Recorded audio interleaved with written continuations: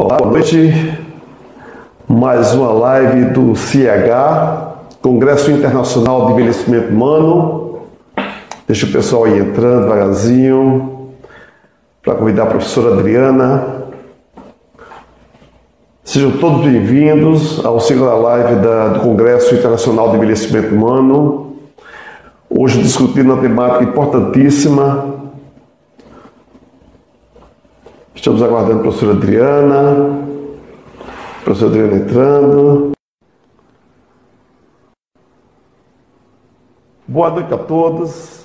Sejam bem-vindos mais uma vez à live do Congresso Internacional de Envelhecimento Humano. Hoje teremos a participação da professora doutora Adriana Schurek Cavalli, doutora em Ciência da Saúde. Não é isso, Adriana? Seja bem-vinda, Adriana. É um prazer tê-la aqui. Professora da Universidade Federal de Pelotas. E hoje a gente vem discutir um tema importantíssimo, que é a educação física direcionada à pessoa idosa. E antes de iniciar até a live, Adriana, eu gostaria de parabenizar todos os educadores, professores de educação física, que estão se sobressaindo nessa nova etapa, nesse novo momento de isolamento, com as aulas online, com atividades para o pessoal fazer em casa. Então eu gostaria de parabenizar todos os professores ou profissionais de educação física e todos os profissionais de saúde que estão aí nesse enfrentamento a essa pandemia, ao coronavírus. Tá bom, Adriana? Adriana, inicialmente eu gostaria de que você falasse um pouco da importância da educação física de uma forma geral, para nós podermos entrar no tema, já que nós somos profissionais de educação física e eu sou um defensor muito forte dessa profissão, e gostaria que você falasse um pouquinho dessa importância da educação física de modo geral, para depois nós entrarmos no tema. Então tá. Bom, mano, eu também sou uma amante da educação física, e eu acho que é uma área bastante ampla e trabalha com o movimento humano, a cultura do movimento corporal, e tem diversas modalidades que podem ser atendidas dentro da educação física, como o exercício físico, a ginástica, o jogo, o esporte, lutas, dança. E ele visa, então, atender a necessidade de campos da saúde, do entretenimento, da educação, da cultura, do alto rendimento e do lazer, E o profissional de educação física, ele pode atuar em diferentes áreas. O licenciado, especificamente, trabalha na escola, e o bacharel trabalha nas academias, em hospitais, em clubes, ministrando modalidades esportivas, de lazer, de recreação, entre outros. E uma coisa importante no nosso curso, que eu queria ressaltar aqui, é que 2005 e 2006, o nosso curso de educação física teve uma reestruturação. Foi dividido entre licenciatura e bacharelado. E licenciatura para ficar dentro da escola e o bacharelado fora disso, E que esse ano, até dezembro, bem dizer, dezembro de 2020, os cursos vão ter que se adequar para fazer um ingresso único no curso de educação física. Então, vai ter uma etapa comum de 2 anos e depois uma formação específica. E então, o aluno, acho que vai ficar melhor orientado. Às vezes, ele entrava no curso e não sabia o que ele queria fazer de fato até completar os 4 anos. E eu acho que é importante, mano, a gente falar nessa mudança de currículo, porque é a hora de incluir disciplinas que envolvam o desenvolvimento humano na área do envelhecimento. Então, eu acho que os nossos futuros profissionais, eles precisam estar preparados para trabalhar no mercado de trabalho com idosos. Pensando aqui que em 5 anos nós vamos ter mais de 1 bilhão de idosos mundialmente, E no Brasil, aproximadamente, em 5 anos, de cada 4 pessoas, uma vai ser idoso. Então, a gente Adriana, precisa estar adequado. com certeza. Eu tenho visto, eu faço parte do DNDE da universidade, vai ter essa mudança também aqui na universidade, tenho visto que há um incremento muito grande de conteúdos, principalmente da área da educação física, direcionada à pessoa idosa. Nós temos 2 disciplinas na área da educação física, que são direcionadas à educação física para a pessoa idosa e atividade física para adultos e idosos. E é uma procura muito grande hoje, que é um dos maiores mercados de trabalho, né, que existe hoje, vai ser a prática de atividade física para a pessoa idosa. Né? É um mercado hoje que está cada vez mais crescendo. Uma observação que eu vou pedir para você comentar, inclusive, que eu estou vendo muitos profissionais, muitos professores de educação física, uma gama muito grande de lives, né, direcionada à prática de atividade física em casa. Mas algo que eu observei, que essa atividade, nenhuma atividade dessa está sendo direcionada para o público idoso. Até hoje a gente vê uma carência muito grande desse olhar do profissional de educação física para a pessoa idosa. Eu gostaria de sua opinião com relação a isso. Olha, mano, eu acho que o idoso necessita de ter um ambiente seguro para poder fazer atividade física, né? Então, tem algumas necessidades que são diferentes, né, para o idoso. Por exemplo, ele tem que ser um ambiente seguro, ele não pode estar fazendo atividade física de chinelo, nem de meia, para poder ter o risco de cair, né? Ele tem que estar num ambiente sem tapetes, tem um ambiente claro, um ambiente com suporte. E o idoso, ele não pode fazer qualquer atividade física sozinho, porque ele tem que ter uma orientação. Mas nada impede dele fazer, por exemplo, uma caminhada, né? A caminhada em si é um movimento muito natural. Mas mesmo a caminhada, ele tem que ter uma precaução. Eu sei aí que vocês estão aí na Paraíba em isolamento social, e eu acho isso bem interessante, principalmente porque idoso é um grupo de risco. Isso. E de usar, por exemplo, assim, a área do condomínio do prédio, por exemplo, para fazer caminhadas, observar um horário que tem pouca gente caminhando no espaço, usar máscara, cuidar para colocar um calçado adequado, e também cuidar para não ter umidade no solo molhado, ou mofo, né? Essas coisas assim que poderia escorregar. Então é interessante o idoso fazer a caminhada, mesmo dentro do espaço reduzido, mas fazer essa atividade todos os dias, né? E também dá para fazer alongamento, porque alongamento também auxilia a diminuir lesões em articulações e a gente se sente melhor também, né? Pois é, Adriana. Uma das atividades que nós implementamos na UAMA desde 2009 foi prática de atividade física para o idoso. É algo que nós fazíamos de ginástica funcional. E uma das atividades mais prazerosas, né, que hoje em pesquisa já é demonstrado isso, é a dança. Né? E qualquer pessoa tem um rádio, tem um som dentro de casa. Eu tenho algumas idosas que estão interagindo muito com o grupo de idosos da UAMA, estou em 3 grupos, e elas postam dançando tudo, e nós fizemos preparações de atividades para mandar para esses idosos, atividades que eles poderiam desenvolver dentro da casa. E dentro do Congresso de Envelhecimento Humano, desde o primeiro congresso, a educação física, prática de atividade física para pessoa idosa é algo que a gente vem discutindo desde o primeiro congresso. No primeiro congresso nós tínhamos profissionais da Espanha na área de educação física, e esse público cada vez mais está aumentando dentro do evento, né, nessa perspectiva da prática de atividade física como saúde, manutenção, prevenção de doença. Eu digo muito que a educação física hoje é uma medicina preventiva. Exato. Quanto mais nós nos exercitarmos, sermos ativos, mais saúde que nós temos, né? Aí eu gostaria que você falasse um pouquinho dessa importância da prática de atividade física, da discussão da prática de atividade física dentro do Congresso de Envelhecimento Humano. Olha, mano, eu acho que desde a da década de 80 tem se falado muito sobre esse novo paradigma do envelhecimento ativo.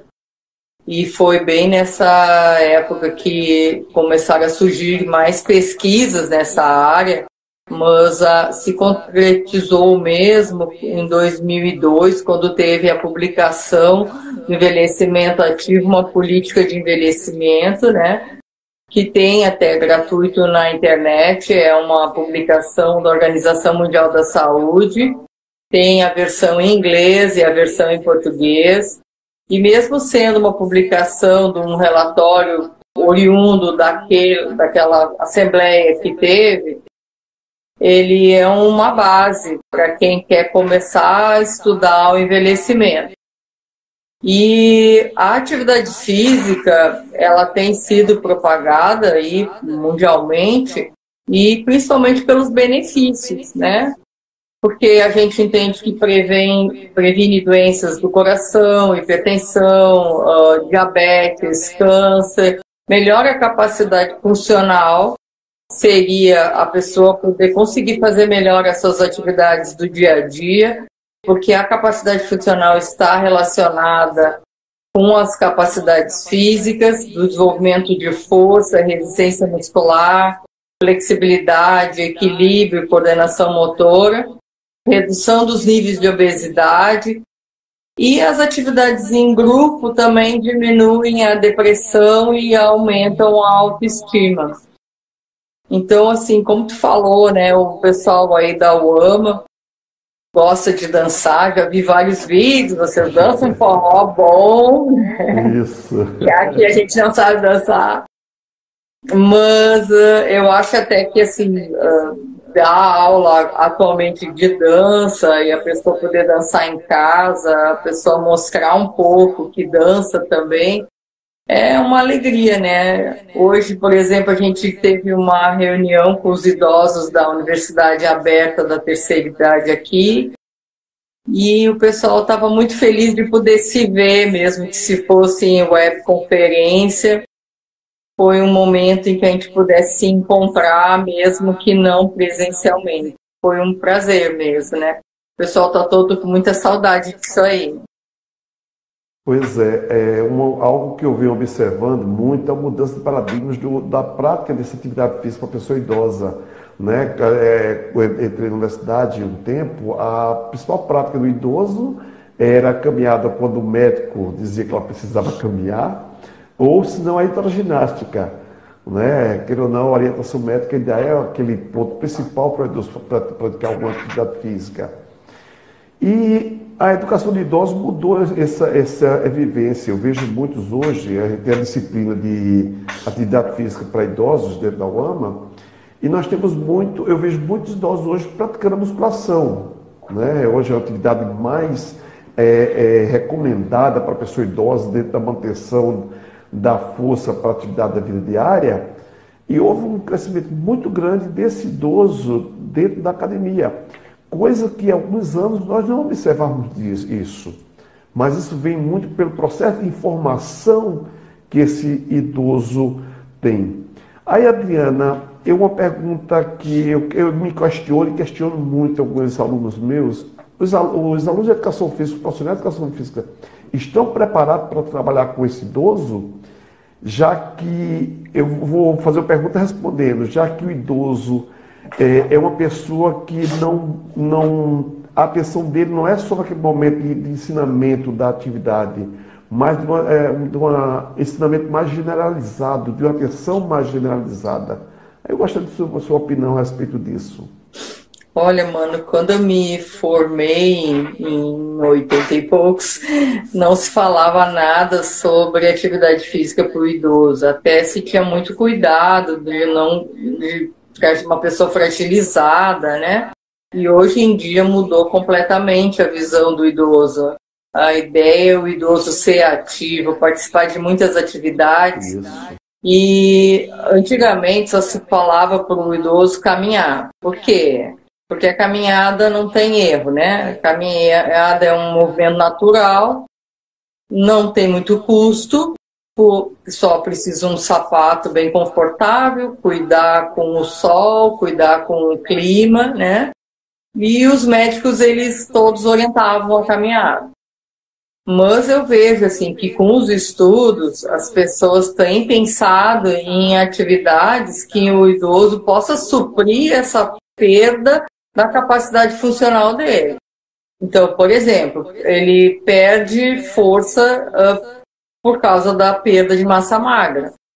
Então, a musculação é uma atividade indicada para idosos. Claro, toda atividade tem que ser orientada, supervisionada, né?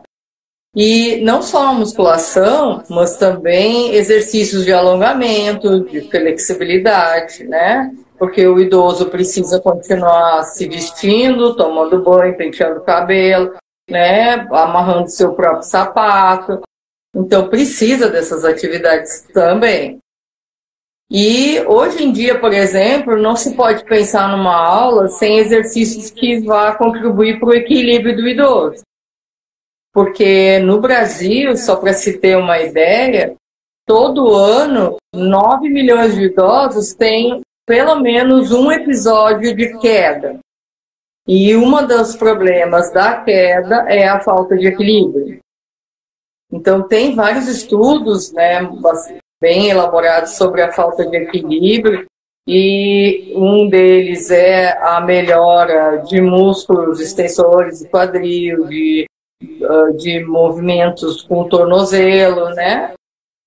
E tem muita coisa nessa área. Então, a musculação, como tu tinha falado, é uma das atividades recomendadas, né? Tai Chi, por exemplo, é uma das atividades mais recomendadas para o equilíbrio. Mas aí também tem uma questão cultural, porque no Brasil não se pratica muito, né? O Tai Chi tinha muito, quando eu morei na Espanha, tinha na praça, aberto para os idosos. Então eles tinham uma praça lá que se reuniam, tinha um horário, dia para fazer Tai Chi. Então era um grupo enorme de idosos praticando Tai Chi Chuan, que era perfeito. Uma vez, mano, eu morei lá no Japão, sabe, né? E aí eu viajei ali no Vietnã, que era pertinho, na Ásia. E aí a gente acordou bem cedo e ouviu uma música, porque o nosso hotel era perto de um parque grande, assim. Era tipo 6 da manhã. E aí a gente prestou atenção naquela música e foi olhar o parque, tava todo mundo fazendo tai chi, e era cada um fazendo o seu, assim, não tinha um professor, nem um instrutor, mas eles faziam tai chi de manhã cedo. Eu achei aquilo muito maravilhoso. Pois é. Outro ponto também que a gente vem discutindo é com relação à prática de atividade física dentro das instituições de longa permanência. Hoje, o professor de educação física, ele ainda está muito aquém desse espaço de atividade direcionada à pessoa idosa. E nós não vemos esse profissional de educação física dentro das instituições de longa permanência trabalhando na manutenção da vitalidade desse idoso, né, Adriana? A gente está muito assim ainda na busca de atividades que o idoso daquele idoso ativo, que é idoso que caminha, que faz atividade ativa. Então, esse idoso ainda tem uma atenção e é visto como alguém que tem um grande potencial para ter um personal ou frequentar a academia, né? Mas o processo de reabilitação da pessoa idosa, né, muitas vezes naquele início de perda da autonomia, da perda de força, né, como o profissional de educação física poderia interagir diretamente com essa pessoa idosa? Olha, dentro das instituições de longa permanência, eu acho que o profissional de educação física é primordial, né? Porque o idoso, ele passa muito tempo lá sem os familiares, E uma atividade física poderia integrar o grupo, melhorar a autoestima, melhorar a socialização dessas pessoas. Tem um momento em que eles pudessem ser integrados, né? E eu acho assim que dentro de uma instituição você pode estudar coordenação motora, pode estudar força, pode trabalhar a força, né? A flexibilidade, alongamento, fazer caminhada, fazer jogos, rodas cantadas, retomar aquelas rodas que eles se lembram quando eram crianças. Então, tudo isso faz bem para o idoso, até mesmo em valores cognitivos, né? Porque ele vai poder melhorar a memória, né? Vai reativar, né? A memória porque lembra da dança que fazia, da música que cantava. Então, isso é muito importante. O que eu vejo é que muitas instituições já têm um gasto muito grande com uma pessoa morando lá, né? Então, ele já tem comida, hospedagem, enfermeiros e acabam, né, priorizando esses serviços em vez de colocar um profissional de educação física. Mas é um mercado, sim, do profissional de educação física. Adriana, dentro do Congresso, a gente trouxe já nomes importantíssimos de discussões, como GOB, né, na parte de Alzheimer, Parkinson. Então a gente vem discutindo muito dentro do Congresso, em Curitiba. A gente trouxe nomes de relevância, tanto nacional como internacional, de discussões de pesquisas relevantes na área de prática de atividade física para pessoa idosa. Vocês aí dentro da universidade estão desenvolvendo atualmente alguma pesquisa, algum trabalho direcionado dentro dos grupos de pessoa idosa? Sim, a gente sempre realiza, né, mano? Então, dentro da universidade, nós aqui da UFPEL tem bastante grupos que trabalham com saúde coletiva e tem trabalhos com idosos também, até tem um trabalho sobre Alzheimer. Tem um aluno nosso que está na Austrália trabalhando com isso, né, que não é bem o próximo do trabalho dele, mas eu sei que ele está fazendo isso. E dentro da UFPEL ali, na ESEF, a gente tem trabalhado também, tem saído bastante trabalhos nessa área, tem feito trabalho de HIIT também, estou com o professor Fabrício. Então são novas áreas, assim, novas modalidades que estão sendo aplicadas por idosos, né? O semestre passado trabalhei com MEC Pilates com os idosos do meu projeto, junto com um aluno da graduação. Tivemos resultados bastante significativos e eles gostaram bastante. Também já tivemos treinamento funcional para idosos, também foi bem proveitoso. Trabalho de musculação com diabéticos. E tem muita coisa sendo feita dentro da universidade, né? Porque eu acho que a gente precisa estudar para poder depois dar recomendações que os idosos realizem isso ou aquilo, né? A gente precisa ter esse embasamento científico. Até estava bem interessado em ir no congresso esse ano, que era para ser em junho, agora vai ser em setembro, porque um professor ia vir da Espanha e ele vai fazer um trabalho com Alzheimer, né? Isso. E estava bem interessada nessa palestra aí. Pois é, a gente estava muito organizando esse congresso com uma qualidade muito grande dentro da programação. E uma coisa importante, Adriana, a gente dentro da UAMA, a gente trabalha dentro de uma perspectiva multidisciplinar, né? Então, a prática de atividade física é trabalhada com a enfermagem, com a nutrição, com a farmacologia, né? E com a fisioterapia. E tanto a nutrição, tanto a farmacologia como a enfermagem tem um papel fundamental dentro do processo de interação. E a gente, dentro desse processo de pesquisa, nós vimos um trabalho muito grande dentro do controle da pressão arterial com os idosos que praticam atividade física e diminuição do uso de medicamentos. Então foi um trabalho que a gente vem desenvolvendo, isso está dando muito certo já faz um tempo, né? Mas ainda nós temos uma carência muito grande ainda desse diálogo interdisciplinar das áreas de saúde, né? É isso, Adriana? É isso. Até tenho assistido palestras e trabalhos de algumas prefeituras que conseguem, em algum momento, fazer esse trabalho multidisciplinar. O que seria, assim, o ideal para todo mundo, né? Porque uma equipe multidisciplinar tem um outro olhar com o idoso. Então, até assim, o pessoal se sente mais seguro, mais respaldado. Por exemplo, se eu estiver trabalhando junto com um fisioterapeuta, com um médico, com um enfermeiro, com um nutricionista, com um terapeuta ocupacional, porque a gente pode dar uma assistência melhor para os idosos, né?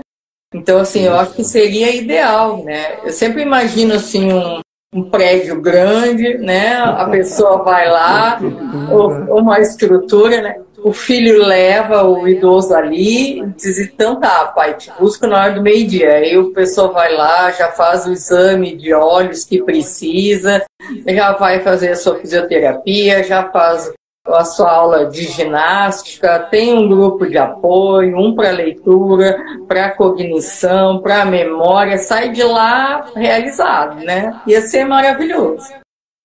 Pois é, né? Eu acho que é o sonho de qualquer profissional trabalhar com idoso. Sinto Porque assim, maravilhoso. eu já imaginei esse lugar. Ah, é? Pois é, que trabalhasse de uma forma muito ampla a pessoa idosa.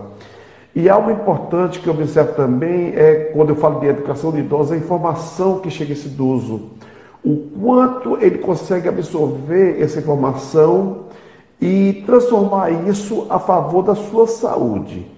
Porque o idoso que tem informação da importância dessa prática de atividade física, de exercício físico, para a melhoria de vários aspectos dentro da saúde dele, ele tem a consciência e quando ele começa ele não quer deixar mais.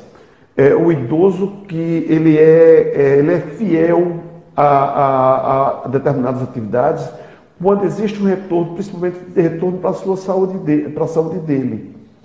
E outro aspecto importante também é o aspecto social, né?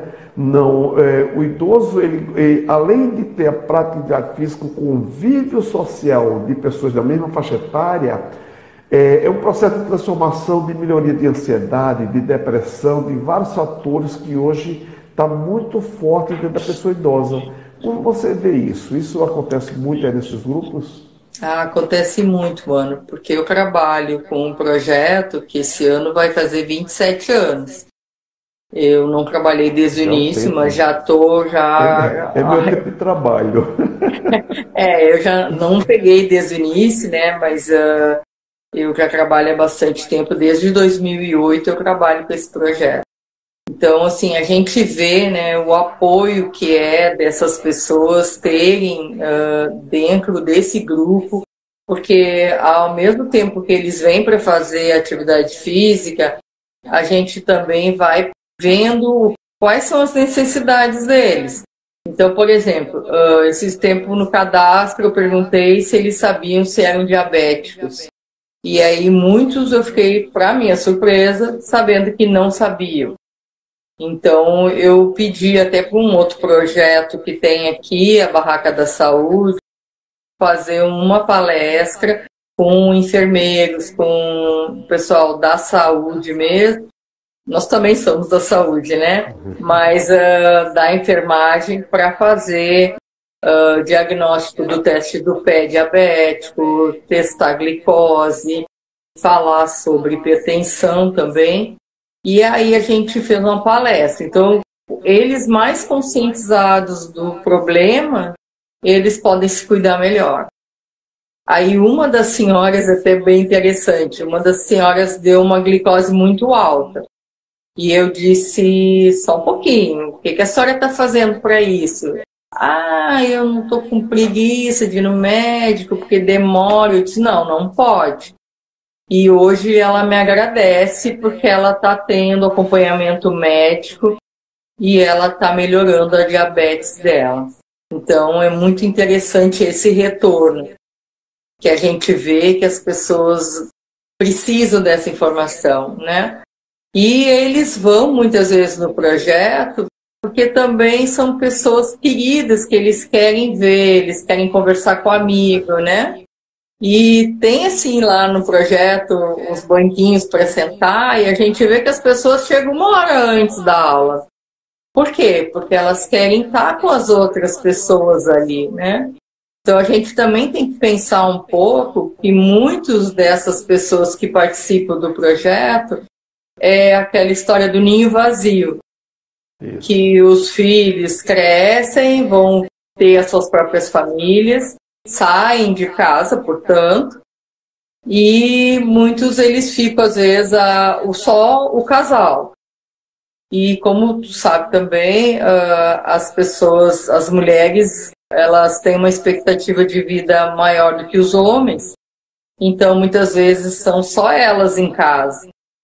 Então é uma oportunidade. Mais de atividades do que os homens, né? O percentual de mulheres que estão mais ativas e participando de outras atividades fora do lar é bem maior do que os homens. Isso em qualquer lugar, né? Com certeza. Nós tivemos recentemente matrícula na UAMA, nesse início do ano agora, e nós fazemos uma entrevista e observamos o quanto nós temos de idosos com depressão e ansiedade. Adriana, é um número muito grande de pessoas idosas, eu acho que é o mal do século, né? E a minha preocupação com esse isolamento agora é o quanto isso iria aumentar, já que muitos, com 15 dias de aula, já estavam fazendo aula de atividade física, já brincando, já sorrindo, já tendo amizade, ou alguém que escuta esse idoso, né, já tendo um processo de transformação, e o quanto isso, de certa forma, podia retornar agora ou aumentar agora com esse isolamento, né? A prática de atividade física nesse contexto agora de isolamento, né? Como você vê esse momento agora, como você disse, meditação, dança, como pode esse idoso ter um momento de lazer ou de atividade física nesse período de isolamento social? Eu acho que a família é importante, né? Não pode deixar o idoso sozinho. Então, até mesmo contato por WhatsApp ou por vídeo, né? É importante também, né?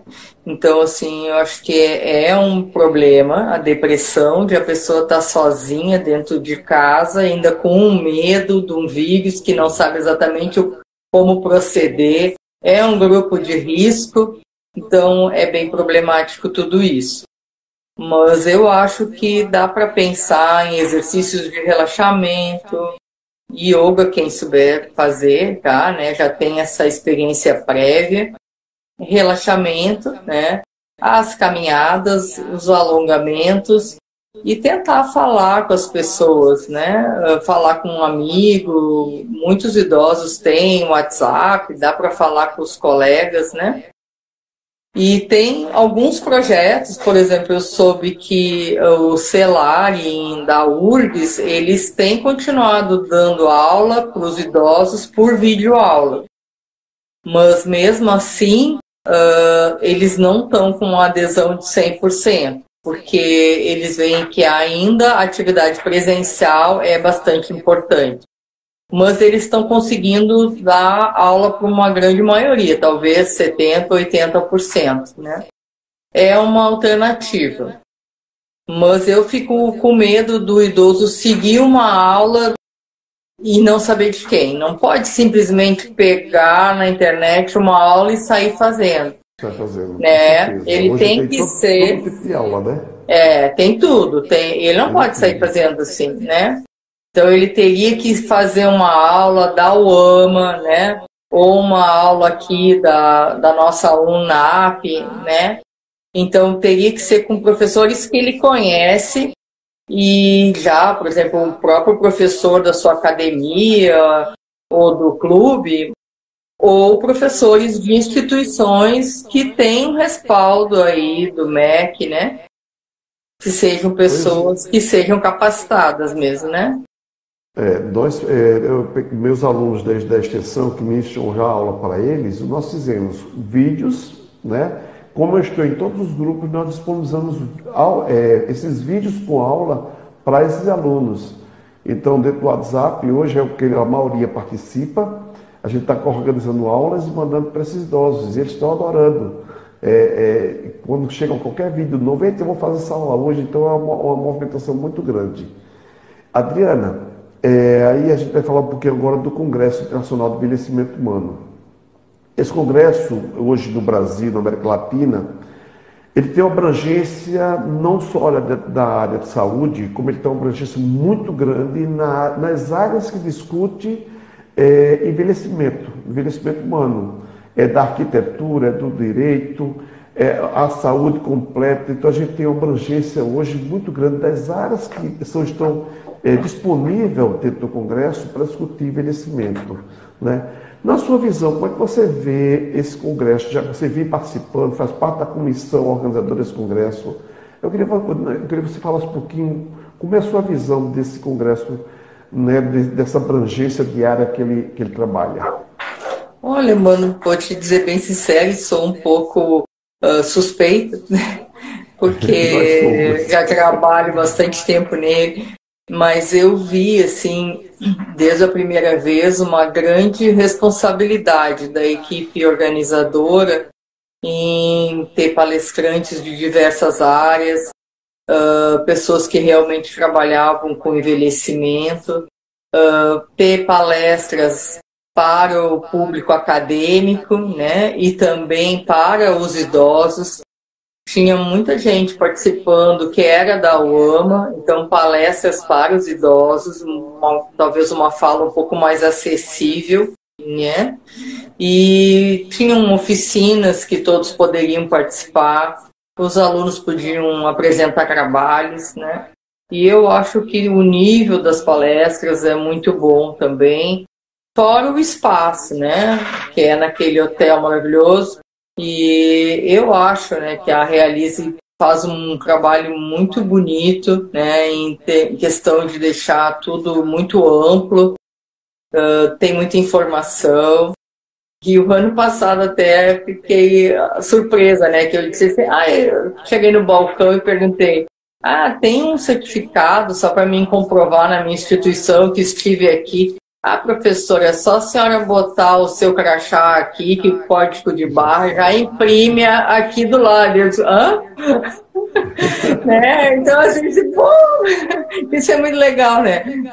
Porque tu não se preocupa com essas coisas, né?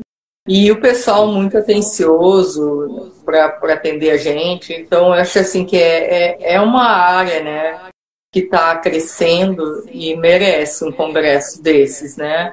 Então, assim, Campina Grande já é uma cidade referencial do Congresso e nessa área. Eu gosto muito de ir para lá. Pois é, inclusive você estava com uma palestra, né, com você e com Nayara dentro desse congresso, né? Sim. Uma mesa redonda dentro desse congresso, na área da prática de atividade física direcionada ao envelhecimento humano de forma geral. Como é que estava organizada essa mesa? Qual a discussão principal? Nós vamos falar da inserção da educação física em outras áreas, né, dentro de equipes multidisciplinares, né, dentro do NASF, dentro do SUS, que é bastante importante. E eu vou fazer uma outra mesa com a professora Mazo, da UDESC, e a professora Andréia Trigger, que é da URGS, sobre os projetos e pesquisas na terceira idade. Ótimo, ótimo, né? Mazo é uma referência muito grande dentro do trabalho com idosos. Adriana, inclusive está aberto para perguntas, as pessoas querem fazer pergunta, e eu tenho duas perguntas aqui que foi aberto durante a divulgação. Uma pergunta é do Lucas Camilo, né? Inclusive é o ganhador do brinde, né, por ter feito pergunta dentro do Congresso. E ele a pergunta dele é a seguinte: qual a importância do exercício físico para os aspectos cognitivos da pessoa idosa? Não é? Essa pergunta é dele, do Lucas Camilo. Bom, Lucas, eu acho assim, que para o aspecto cognitivo, a gente, por exemplo, não tem ainda respostas para, por exemplo, algumas demências, como Alzheimer. Por que as pessoas perdem a memória, por exemplo? Ainda não tem uma prática que se diga, faça isso que você vai retardar o Alzheimer. Não tem isso, né? Ainda não. Mas existem muitas pesquisas indo para esse rumo. O que a gente sabe é que a atividade física faz uma oxigenação maior no cérebro e isso facilita, então, os aspectos cognitivos, né? Fora isso, em grupo, atividades de jogos facilitam também a pessoa melhorar a sua memória, a sua atenção, a sua concentração, através de jogos sensoriais. Tem jogos sensoriais, por exemplo, de cheiros, de tato, de sons também, né? E trabalho de coordenação motora, trabalhos de atenção, né? Leituras também são boas. Então, tem vários jogos que a gente pode fazer dentro da educação física para melhorar a cognição. Pois é, é uma das coisas que a gente vem trabalhando muito dentro da prática, tentar não unir só a parte física, a parte cognitiva também, dentro desse processo de fortalecimento geral do idoso. E uma das coisas muito que a gente vem discutindo muito é com relação à avaliação física do idoso. Né? Eu discuto muito com relação a esse processo de avaliação, porque quando a gente faz entrevista com o idoso, essa entrevista não é só a parte física, a parte emocional, a parte mental muito forte. Então eu gosto muito da avaliação funcional. E o idoso, de certa forma, às vezes omite determinadas informações, né? Perguntar se eu tomo medicamento, diz, não, eu não tenho, às vezes não tenho nada, eu não tomo esse medicamento. E mais na frente tentar observar que tem vários problemas que ele omitiu dentro de um processo de uma entrevista, de uma avaliação. Então, o trabalho com o idoso requer um trabalho mais forte em termos de avaliação completa, né? Dentro de um diálogo, de uma entrevista, não só a parte física, mas completa do idoso. Isso dá um parâmetro maior para conhecer esse idoso e organizar uma atividade mais plausível para ele, né?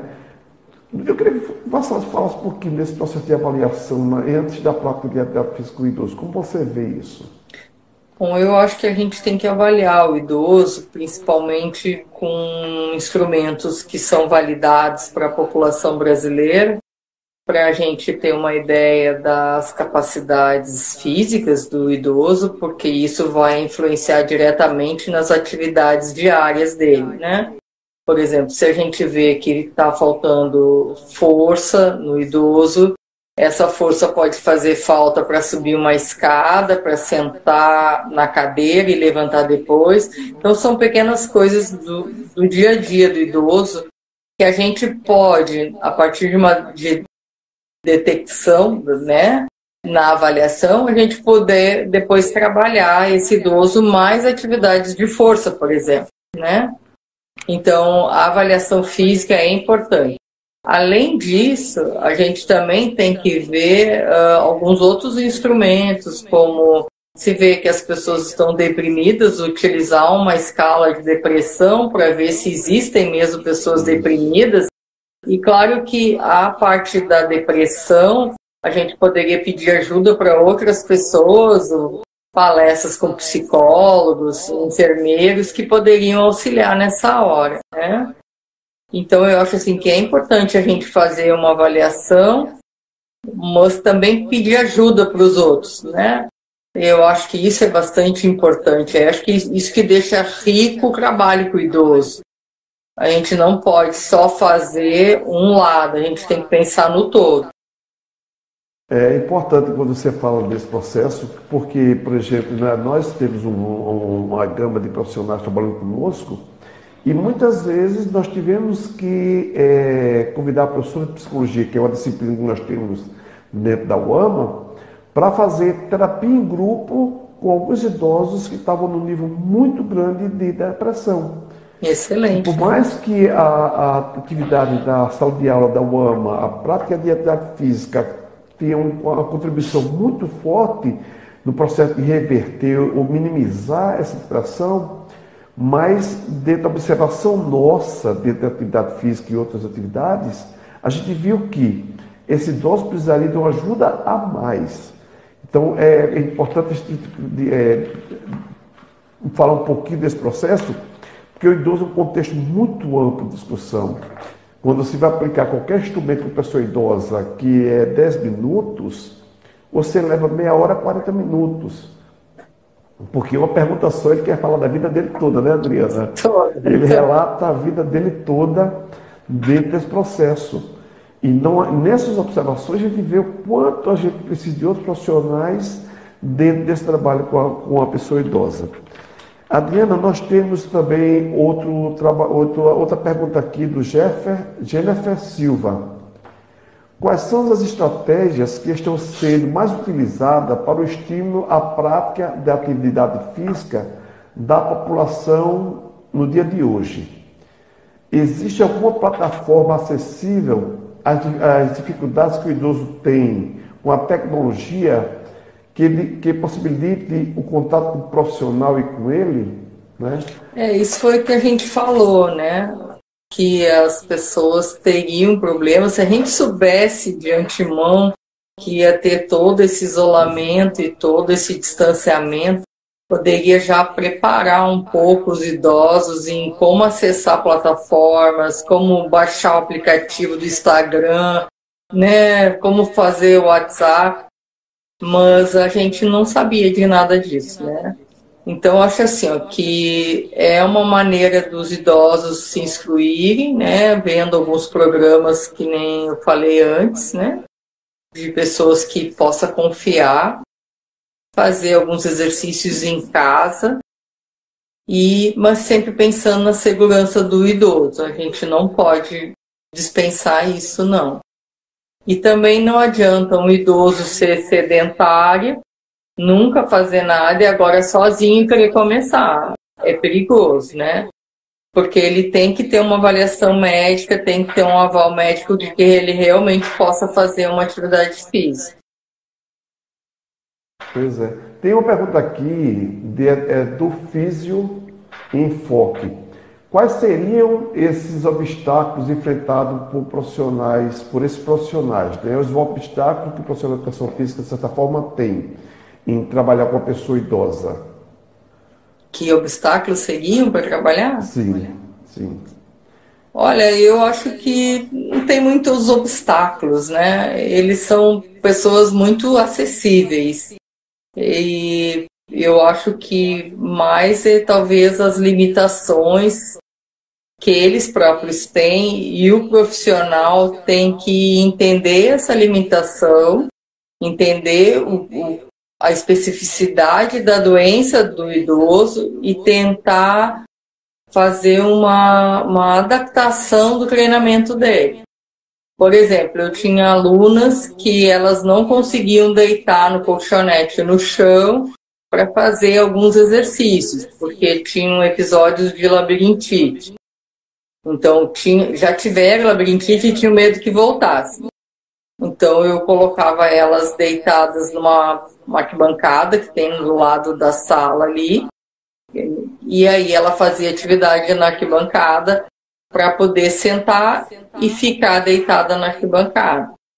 Então, tem alguma idosa que não pode fazer um exercício de perna. Naquele momento está com um problema e não pode. Então, vamos adaptar e fazer um outro exercício com ela. Ela não fica parada na aula, ela tem tantos exercícios para serem feitos, então a gente dá uma adaptada e consegue ajudar ela também. Uma coisa importante, que inclusive vi até de uma profissional da academia, que ela não tem habilidade para trabalhar com a pessoa idosa porque ela não tem paciência. Eu escutei e ficou marcado essa frase, porque o diferencial de trabalhar com a pessoa idosa é você amar, né, o que você faz, trabalhar com esse público. Porque eu digo muito, eu vou ministrar uma aula para pessoa idosa de 2 horas, preparam slides, 15, 20 slides, e às vezes em dois slides nós conseguimos buscar uma discussão muito forte, muito ampla, pela experiência vivida que esses idosos têm. Então, primeira coisa é você gostar de trabalhar com pessoa idosa. Né? Primeiro processo é de adaptação para trabalhar com esse público. Quem trabalha a primeira vez, trabalha a segunda, não deixa trabalhar mais. Né? E adaptação, quando eu falei da parte de avaliação, é ver o idoso dentro do contexto geral, não só a parte física. Porque esse idoso muitas vezes sofre violência, sofre discriminação, e é no momento de uma prática de atividade física que você está muito mais próximo a ele, que ele tem muitas vezes de desabafar alguns itens desses que acontecem com ele, né? E nós, como profissionais de educação física, somos mais próximos, nós estamos tendo contato direto com ele, muito mais do que, às vezes, a própria família. Né, Adriana? A gente que trabalha com pessoa idosa, né, ganha um abraço, ganha um cheiro, ganha carinho, mas a carência afetiva desse idoso, a gente tem que saber absorver e transformar essa carência em atividades que possam beneficiar esse idoso. É isso que eu vejo um pouquinho, o quanto o profissional deve gostar de trabalhar e buscar muito estudo. É uma das coisas mais importantes hoje na parte da referência de trabalho com a pessoa idosa. Exatamente, né? Eu até teve um caso de uma senhora que chegou lá no projeto e ela me disse: professora, semana passada estava numa depressão e aí botei um pozinho, tentei dar uma disfarçada nas olheiras. E aí, quando eu cheguei aqui, o aluno no projeto olhou para mim e disse: ué, o que a senhora tem hoje? Ela disse: não disfarcei nada. E, então, assim, é um olhar, né? A gente tem que conhecer o idoso e ter esse carinho também, né? E tem que gostar. Eu acho que, assim, trabalhar com idoso é, por exemplo, trabalhar com criança, quem trabalha com deficientes, quem gosta de alto rendimento, quem gosta de esportes. Então, a pessoa tem que gostar daquilo, né? A pessoa tem que sair de manhã e dizer: oba, mais um dia para mim trabalhar. Eu não posso sair, meu Deus, eu vou ter que ver aquelas pessoas que têm uma dor aqui, uma dor ali. Não, vou lá para ajudar, vou lá para incentivar, vou para ficar com eles. Eu acho que é muito gratificante trabalhar com os idosos. Entre nós, Adriana, mano, tô morrendo de saudade dos meus velhinhos, não tô aguentando mais. Para fechar, a gente está perto do tempo, tem uma pergunta aqui de Andresa. Andresa Schuller, deve ser família sua, né? Porém. Existem jogos eletrônicos para os idosos melhorar a sua saúde de coordenação? Um abraço, Andresa, um abraço a todos que estão aí na live. Sim, Mano e Andressa, né, que fez a pergunta, e parente, existem sim. Trabalhei já também com os Exer Games e tem trabalho sim na plataforma Wii, tem para trabalhos de equilíbrio que são fantásticos, são maravilhosos, né? E também tem outras plataformas, né, para atenção muito bons, né? E vê só, o ano passado veio um rapaz que é brasileiro, trabalhou na UNB e hoje ele está na Universidade de Kyoto, no Japão, e ele fez um trabalho com a UFPEL, comigo, com os meus idosos, e os idosos da UNB de Brasília, e os idosos lá em Kyoto, com um joguinho de Pokémon, para ver se motivava os idosos a caminharem e a conseguirem algumas cartas no meio do caminho. Foi muito interessante. Maravilha. E já está sendo publicado isso aí. Muito o nome é Pervasivo Games. Diz para a Andressa procurar isso. Tá ótimo. Depois eu passo para a divulgar. Adriana, já agradecendo aqui a Lucas e a Gustavo Amorim, que foram os dois que ganharam, né, por ter enviado pergunta dentro da plataforma do CIH. Agradecer a você por sua disponibilidade de fazer essa live discutindo um tema tão importante. Agradecer a todos que estão conosco aqui, né, fizeram perguntas, que interagiram conosco dentro dessa live, né, e teremos outras lives durante esse período agora. A gente está organizando outras atividades e fiquem atentos ao site do CH, tá certo? Se inscreva, a gente vai ter muita atividade durante esse período. E a gente está organizando minicurso, várias outras atividades além das lives, tá bom? Então vem muita coisa boa. Se inscrevam no site do CH, né? Fiquem atentos às informações que o Congresso passa para vocês.